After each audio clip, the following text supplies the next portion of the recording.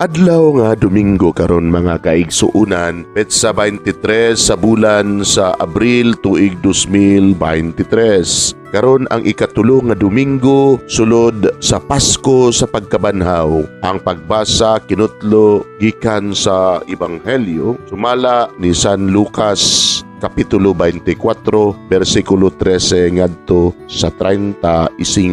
Sa maong adlaw duha ka sumusunod ni Jesus ang naglakaw paingon sa usa ka balangay nga ginganlag Emmaus, mga 11 ka kilometro gikan sa Jerusalem. Og naghisgot may tungod sa tanang mga butang nga nahitabo samtang nagsultihanay sila. Miduol si Jesus og mikuyog kanila. Nakita nila siya apan wala sila makaila kaniya. Unya miingon si Jesus kanila, unsabay inyong gipanagsultihan samtang naglakaw kamo? Mihunong sila nga subo ang panagway. Og ang usa kanila nga ginganlag Cleopas nangutana kaniya, ikaw ra siguro'y bisita sa Jerusalem nga wala mahibalo sa mga nahitabo didto ni ining pipila ka adlaw nga milabay?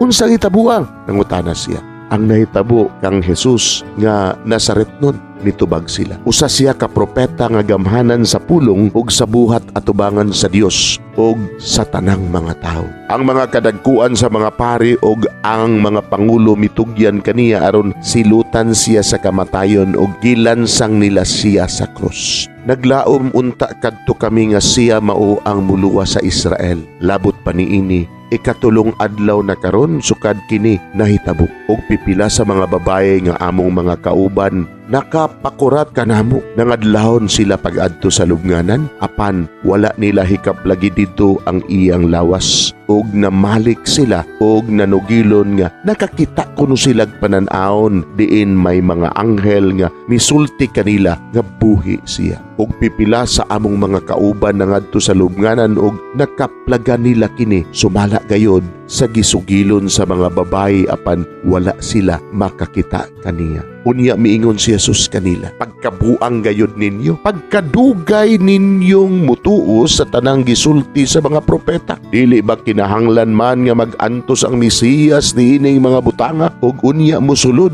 sa iyang himaya? Og gipasabot ni Jesus kanila ang gisulti mahitungod kaniya sa tibuok kasulatan. Sugod sa mga basahon nga gisulat ni Moises angtod sa mga sinulat sa tanang propeta. Adtong tungura duol na sila sa balangay nga ilang adtuan ug daw nagpasabot si Jesus nga mupadayon lang siya sa unahan apan gihawiran nila siya og giingnan, anhilang ta mamahulay kay hapit na magabi. Busa midayon siya og nagpabilin uban kanila. Sa ila ng pagpanihapon gikuha niya ang pan og gipanalanginan kini unya gipikas-pikas og gihatag kanila. Diha nabuka ang ilang mga mata og nakaila sila kaniya apan nahanaw siya. Nag-ingnanay sila. Dili ba ingon sa may kalayo nga nagdilaab sa atong kasing-kasing sa dihang nagsulti siya ug nagpatinaw kanato sa kasulatan didto sa dalan. Ug nanindog sila dayon ug nabalik sa Jerusalem di nakaplaga nila ang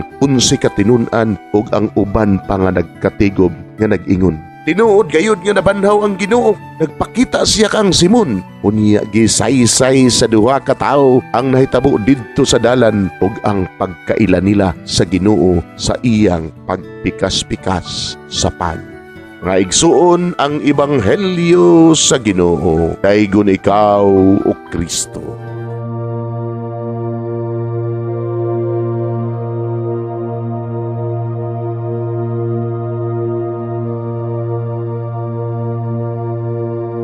Pagampo sa dili pa magsugod sa trabaho. Magampo kita sa ngalan samahan sa Anak ug sa Espiritu Santo. Amen. Langit mo namong Amahan, sa among pagsulod nining trabahoan, among gidala ang imong presensya uban kanamo. Among gipamulong ang imong kalinaw, imong grasya, imong kaluoy, ug ang imong perpektong hanay sa among mga trabaho.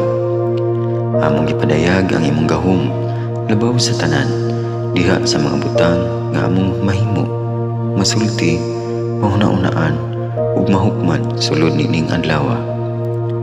Ginoo, nagapasalamat kami sa gasa sa kinabuhi niining bagong adlaw, niining kahigayunan nga kami nakasulod sa trabaho ug mamahimong parte niini nga grupo.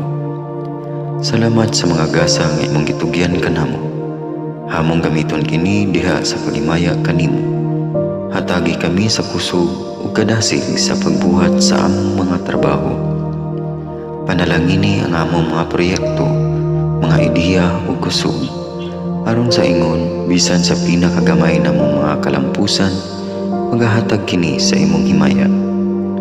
Ubani kami Ginoo sa among pagtrabaho nining adlaw.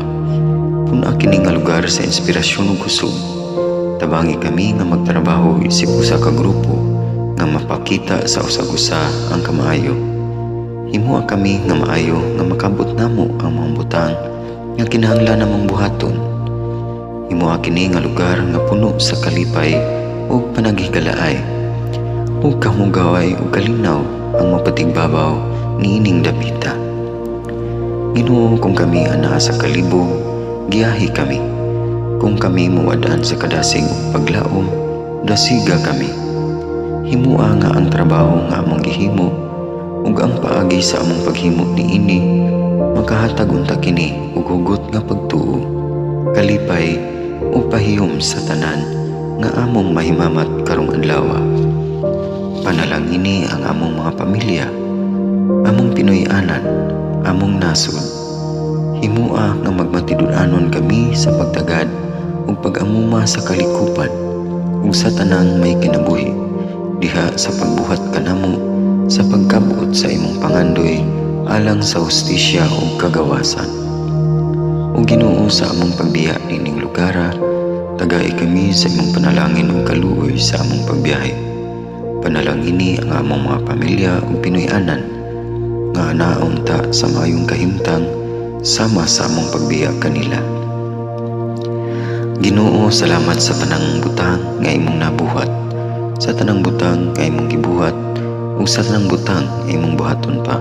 Sa ngalan ni Jesus, among giampo diha sa tumang pagigugma ug pagpasalamat. Amen. Sa ngalan sa Amahan, sa Anak ug sa Espiritu Santo. Amen.